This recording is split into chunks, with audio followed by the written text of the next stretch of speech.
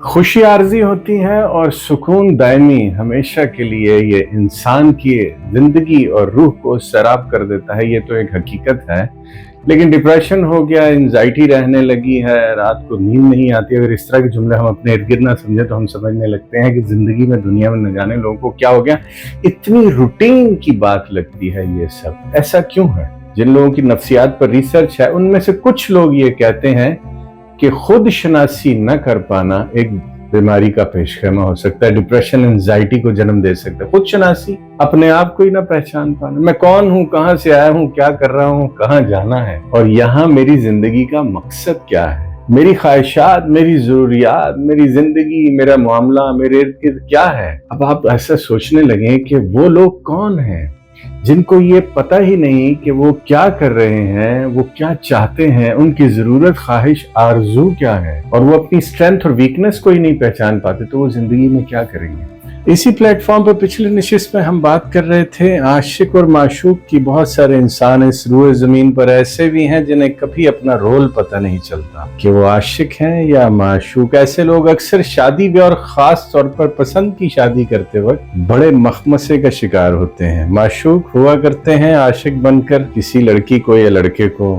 ملتے ہیں، جیسے ہی شادی ہوئی، رشتہ نبھانے لگے، پتہ چلا منہ دھلا تو اندر سے معشوق نکلا ہے۔ چھوٹے سے کمرے میں دو ہاتھی رہ سکتے ہیں، ایک میان میں دو تلواریں ہو سکتی ہیں، ایک چھت کے نیچے دو معشوق خوش نہیں رہ سکتے۔ ایک عاشق اور ایک معشوق کا ہونا بہت ضروری ہے، اور یہی وہ ریزن ہے کہ انسان خود شناسی سے محروم رہا، اپنے آپ کو پہچانا، نہ کسی کو پہچانا، تو کیسے زندگی اور معاملات اچھے گزریں گے۔ آج میرا سبجیکٹ کوئی اور تھا، لیکن یہ بات میں نے صرف اس لیے کی، جب میں پچھلے دنوں اسلام آباد میں اپنے ایک پروجیکٹ کی ریکی کے سلسلے میں گیا ہوا تھا تو بہت عرصے بعد ایک صاحب سے میری ملاقات ہوئی۔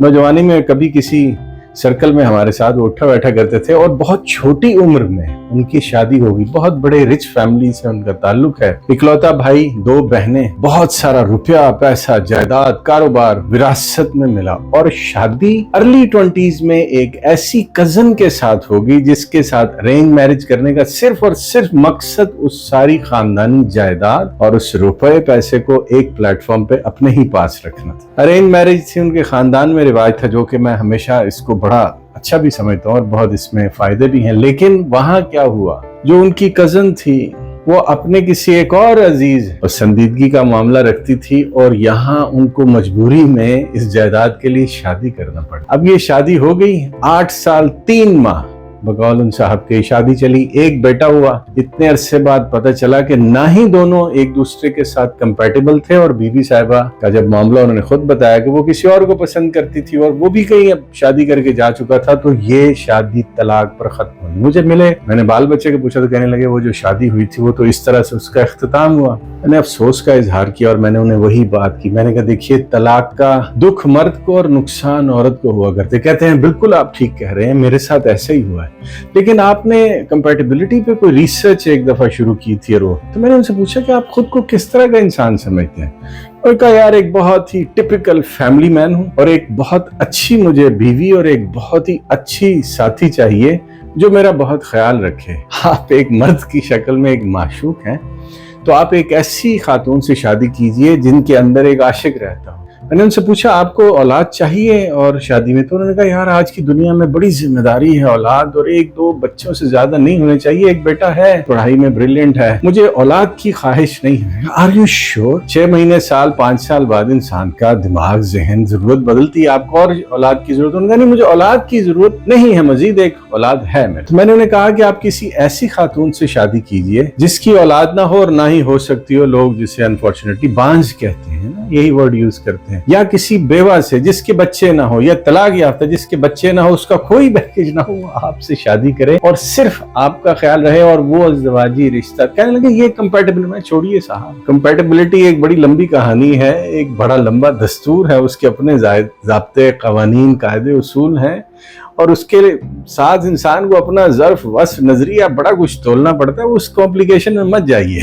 वो स्टूडेंट्स के लिए रहने दीजिए, आप एक बहुत ही सीधी सादी एक अच्छी खातून से पढ़ी लिखी जिसके ये मामलात ना हो और जिसको वाकई जरूरत हो किसी इंसान की, किसी कंपेनियनशिप, आपको भी क्योंकि कंपेनियनशिप की जरूरत। चले गए साल हर साल गुजर गए, अब मुझे इस बार फिर मिले। तो मैंने कहा सुनाइए साहब, आपसे तो राब्ता ही अब कभी इत्तेफाक से मिल जाए, शहर में आया हूँ मैं। वो आए हुए थे, कहने लगे हाँ भाई मैंने फिर एक शादी की आपसे मशवरे के कुछ अरसे बाद, और वो शादी भी 4.5-5 साल के बाद खत्म हो गई। मैंने औलाद हुई उसमें से, कहने लगे नहीं, औलाद की तो ख्वाहिश नहीं थी। नहीं, मैंने कहाँ की शादी? उन्होंने कहा यार वो एक घर वालों को मैंने जब आप वाला मशवरा दिया तो वो तो मेरे साथ उलझ पड़े। उन्होंने कहा है तुम एक ऐसी औरत से शादी करो जो बांझ होगी, जो बेवा होगी, जो डिवोर्सी होगी, तुम यंग हो अभी, तुम्हारे पास किस चीज की कमी है, तुम्हें तो एक बिल्कुल अनमैरिड लड़की से शादी करनी चाहिए। वो साहब आई, उसकी मेरे पहले बेटे से ना बने, वो कभी कभी मुझे विजिट करता था, उसके साथ ना बने, कभी वो मुझे कुछ कहे, कभी। मैंने कहा इस बात पे कॉन्फ्लिक्ट तो नहीं हुआ कि उसे औलाद चाहिए? तो उसने कहा औलाद क्या भाई, उसको पैसा, उसको जायदाद सब कुछ दिया, जिंदगी की तमाम मैंने आराइशें दी, उसके साथ बहुत अच्छा सलूक रखा, लेकिन मेरी उसके साथ बन नहीं पाई क्योंकि वो मेरा ख्याल ही नहीं रख सकी। यार एक तो ये जो कंपैटिबिलिटी और ये वाला जो सिलसिला है ना, ख्याल रखने वाला, इसमें इंसान बड़े कंफ्यूज हैं आजकल। आपने खुद शनासी और अपने आप को समझने के उस आर्ट से अभी तक महरूमी रखी। ये बड़ा सिंपल, हर इंसान के लिए खुद को समझना, अपने साथ के लोगों को समझना आसान है। अगर आपने उस तरफ मेहनत नहीं की तो जो फिर मशवरा किया था आपने उसी पर रहते, किसी बांझ से, किसी बेवा से, किसी ऐसी तलाक याफ्ता से शादी कर लेते जिसको वाकई आपकी जरूरत होती, मोहब्बत की कदर होती। अब वो साहब फिर चले गए हैं एक और जर्नी पर, अल्लाह रब्बुल जलाल करे उनको बहुत अच्छा जीवन साथी मिले और उनकी जिंदगी अच्छी गुजरे। मैंने आपसे वाकया सिर्फ इसलिए शेयर किया कि ये खुद शनासी का केस है। ये कंपैटिबिलिटी दो इंसानों का जो मैं अक्सर डिस्कस किया करता हूँ कि जिंदगी को सिर्फ मियाँ बीवी और दो लोगों के दरमियान बनाकर हमने इस माशरे को न जाने कहां से कहां ले जाने की कोशिश कर रहे हैं। माँ बाप हैं, बहन भाई हैं, दोस्त हैं, कलीग्स हैं, उनके साथ कंपैटिबिलिटी का मामला क्या है? इंसानों के दरमियान कंपैटिबिलिटी खास तौर पर दवाजी रिश्तों में और फैमिली के अंदर माँ बाप, बहन भाई और इनके साथ बरतने में, ये किन लोगों के साथ मैं उसको अंडरस्टैंडिंग बनाने की कोशिश करता रहा, इसका जिक्र फिर कभी करेंगे। कि जब मैंने पहली बार कंपैटिबिलिटी को पढ़ना शुरू किया तो मुझे बड़ा लेंथी लगा ये सब्जेक्ट। लोग कुछ सोलमेट और इस तरह की बात करते हैं। जब मैंने काफी साल इसमें मगजमारी की तो मैं ये समझा कि मैं बतौर इंसान, एक इंडिविजुअल के तौर पर इस दुनिया में, इस रूए जमीन पर रहने वाले शायद किसी भी इंसान का कंपैटिबल नहीं हो। फट से मैंने अपने उस्ताद को फोन किया और उन्होंने कहा उस्ताद मुकर्रम मैं तो किसी के साथ अब कंपैटिबल नहीं हुई, मुझे रिसर्च के बाद पता चला। तो उन्होंने कहा अच्छा अगर तुमने ये एक्वायर कर लिया है that's good, go ahead with this. थोड़ी देर बाद जब मैंने फिर रिकॉल किया सारे उस सेटअप को तो मैंने अपने उस्ताद को फोन करके कहा कि सर आज मुझे ये समझ आ गई है, मैं अपने पिछले अल्फाज वापस लेता हूँ, मैं इस रूए जमीन पर रहने वाले हर इंसान, हर जानदार जी रूह के साथ कंपैटिबल हूँ और कंपैटिबिलिटी को डीकोड कर लिया मैंने। उन्होंने कहा है अब अगर तुम इस नतीजे पर पहुंच गए हो तो इस चीज को, इस मामले को जरूर डिस्कस करो क्योंकि लोगों का ये बहुत बड़ा इशू है। वाकई मैंने आपको इसलिए सुनाया कि ये उन लोगों की दास्तान है जो हर रोज अपने आप के साथ उलझे रहते हैं, खुद से उलझे हैं तो गोया वहशतों में गुम हुए वाली बात है। जो इंसान अपनी जात में उलझ जाए, अपने ही बिछाए हुए जाल और अपनी ही डोर में उसका पांव उलझ जाए तो वो बेचारा मुंह के बल जा गिरता है। ऐसे में ऐसा नहीं है कि आप अपने आप को या लोगों को, या दुनिया को छोड़ छाड़ कर बैठ जाएं, कुछ सोचे नहीं, कुछ करे नहीं। अगर आपको किसी इंसान के साथ कंपैटिबिलिटी बनानी है तो सबसे पहले आप कुछ शनासी तो कीजिए। मैं कौन हूं, मैं क्या कर सकता हूं, कोई मेरे लिए क्या कर सकता है। ये वो तमाम मामलात हैं जो आज मैंने आपके साथ डिस्कस करना चाहे सिर्फ इसलिए कि इंसानों के अंदर डिप्रेशन, एंजाइटी और खुद से उलझने का एक रिवाज हो गया है। एक ऐसी रीत हो गई है जो खुशी क्या देगी, सुकून की तरफ क्या चलेगी, बेचैनी के अंदर भी बहुत सारी वैरायटी ले आई है, जिसकी वजह से हम अपने माँ बाप से खुश नहीं, अपने बहन भाइयों से नहीं बनती, जायदादों से लेकर घर में रहने तक, अपनी स्पेस से लेकर अपने मामलात तक ऐसे झगड़े हैं जो एक लामतनाही सिलसिला बनते चले जा रहे हैं और हम उसको जाने बिना, दरअसल खुद को जाने बिना, खुद शनासी के बगैर जिंदगी के सफर पर रवां दवा है।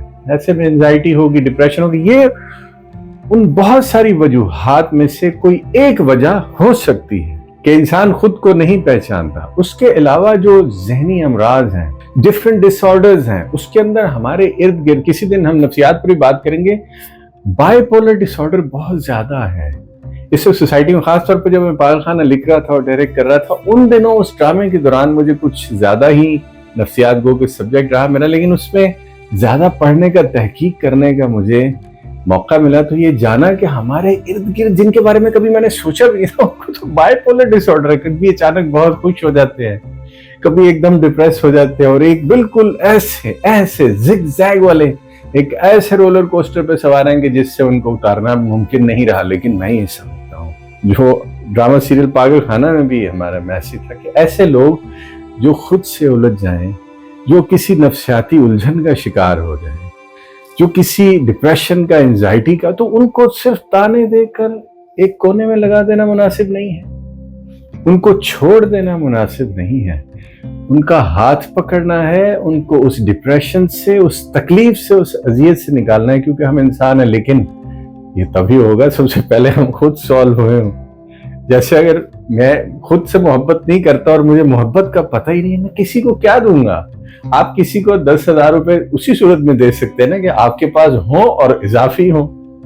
तो इसलिए वो तमाम मामलात जो खुद शनासी से वाबस्ता हैं, वो तमाम जिंदगी के पर्क्स जो खुद शनासी की तरफ लेकर जाती हैं, उसकी हमें खुद भी तालीम और तरबियत करनी चाहिए, और अपनी औलाद को भी, ताकि कोई डिप्रेस न रह जाए, कोई जिंदगी में उस महरूमी का शिकार ना हो जाए जो बहुत थोड़े के साथ, एक अंडरस्टैंडिंग के साथ हो सकती। थोड़ी जो कंपैटिबिलिटी वाला मामला है कि किसी के साथ बनती नहीं, अगेन वो हमारा सारा जोर, हर चीज का जो सारी तवनाई हम मियां बीवी के रिश्ते के अलावा कहीं सर्फ नहीं करना चाहते। इंसान अपनी जात के साथ भी कंपैटिबल या नॉन कंपैटिबल होता है। ये एक इतना बड़ा चैप्टर है कि अगर इस पे मैं गुफ्तगू करने लगूं तो कई वीडियोस, कई दिन तक यही सिलसिला जारी रहेगा कि सिर्फ ये सिखाया और समझाया जाए कि अपनी जात के साथ कंपैटिबिलिटी क्या है। इसको किसी और दिन डिस्कस करेंगे, लेकिन फिलहाल खुद शनासी, अपने आप की पहचान, खुद को समझना, खुद को परखना, इसको थोड़ा सेंसिटिविटी के साथ देखिए कि ये एक इम्पॉर्टेंट सब्जेक्ट है। वरना कोई आपको कभी नहीं समझेगा जब तक आप खुद को सॉल्व नहीं करेंगे। अपने आप को सॉल्व कीजिए, अपनी जिंदगी में आगे बढ़िए पुरसुकून होकर। ये कोई मोटिवेशन नहीं है, क्योंकि मोटिवेशन तो आपके अंदर खुद पहले से मौजूद है। कोई आपको कोई लेक्चर देकर, कोई कहानी सुनाकर मोटिवेट नहीं कर सकता।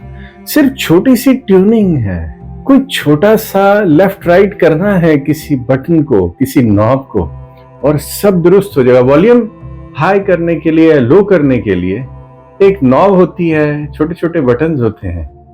कोई पूरे का पूरा शिप थोड़ी खींच के लाना होता है, तो आवाज बुलंद हो जाती है, आवाज कम हो जाती है। इसी तरह इंसान की जात में, उसकी नफ्सियात में बहुत छोटी छोटी सेटिंग्स हैं कि जिंदगी के वो मामलात जो आपको डिस्टर्ब करे, सबसे पहले तो उनको सोचे ही नहीं, उनको समझ जरूर लें कि ये मुझे डिस्टर्ब करने लगे हैं। इनका फिजिकली, साइकोलॉजिकली, इमोशनली, इकोनॉमिकली भी डेंट है, कोई ये नुकसान पहुंचाने वाली चीज। लेकिन उसके साथ उलझकर अपनी जात से बाहर होने की जरूरत नहीं है।